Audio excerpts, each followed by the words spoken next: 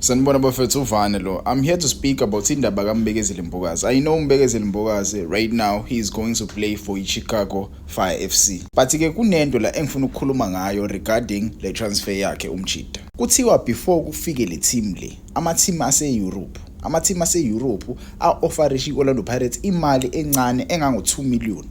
Imali encane engango-2 million.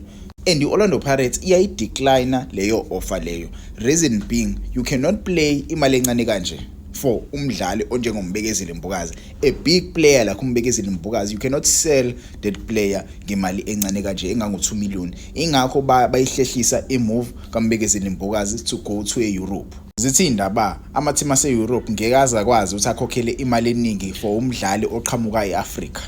Ngikaza ikhiphe nje imali eningi just to pay for a player that is coming from eAfrica kona nokwenza eleague yase South Africa, yabo. And leyo nto leyo angiyithandanga ngizwe, yabo, angiyithandanga ngizwe because uma ubheke players like aboShandre Campbell, shuthi aboShandre Campbell nje abehambile bodlala le Europe, shuthi iStelis noma iSuperSport United shuthi ayithathanga imali eningi regarding ngoShandre Campbell. Umjito ube netalent elikhulu kanje, shuthi abayitholanga imali eningi ngayo uMjida because udlala nje uyedlala kwi-club Brugge. And there are a lot of people who are saying i-Orlando Pirates they are blocking ama-move ama-players ukuthi ayodlala phesheya. Yes, umdlala ngako udlala phesheya, but look at the money.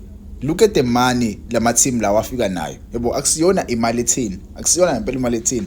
Umbekezeli Mbokazi nje ubeyodlala le imali engango-51 million leyo ekhishwe leya club, imali engango-51 million. So you are telling me if lo Mchida lo, not uMchida per se, but i-agent yakhe uMbekezeli Mbokazi, umuntu wesimami, agent yakhe comparing the deals, comparing ama-offers aqhamukayo for uMbekezeli Mbokazi, wena wangisho usungathatha i-move eyale Europe instead of i-move eyale America. Imali yakhuluma i-America, yabo. They need the player and they were willing to do anything to sign uMbekezeli Mbokazi. Ingakho bekhiphile imali engango-51 million to sign this player right here.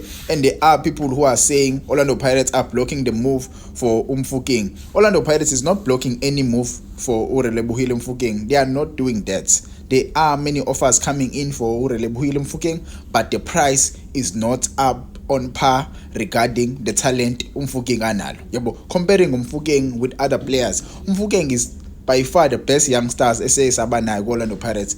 The best youngster eseyisaba nayo Orlando Pirates, yabo. Usesize kakhulu Mfokeng. So ukuvele nje simdedele kanjalo nje ngemali encane kanje ngeke kube mnandi. So Mfokeng kumele senze show ukuthi nathi siyamdedela, but ekumdedeleni kwethu simdedele kwi-team ezokhipha imali yangempela, yabo. Ezokhipha nje imali yangempela. Comparing ama-team asekamfuna uMfokeng and I saw i-price ayimfuna ngakhona, I don't think lawo ma-team la ezokwazi ukuthi asurvive.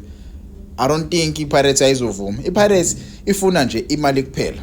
Ifuna nje imali kuphela right for ama youngsters. Ngeke uvele udedele i-youngster Europe ngemali encane kanje. But ke you can tell me how do you feel about this? Mina ngokwami I feel like ama-Europeans they don't take us serious. They don't take us serious, and going to kule AFCON le kumele sikwazi ukuthi sikhombise ama-countries amaningi ukuthi South Africa is capable of doing into emangaza abantu. We are capable of winning i-AFCON. We are even capable of winning a World Cup. But again, I feel like I'm too ambitious there. But we are capable of dethroning ama-team aphezulu, ama-team adlala ngempela. We did against Morocco. What can stop us kwi-AFCON? Yini ezostopha kwi-World Cup ukuthi sihlangane nama-team aphezulu siwashaye? Ayikho into ezostopha.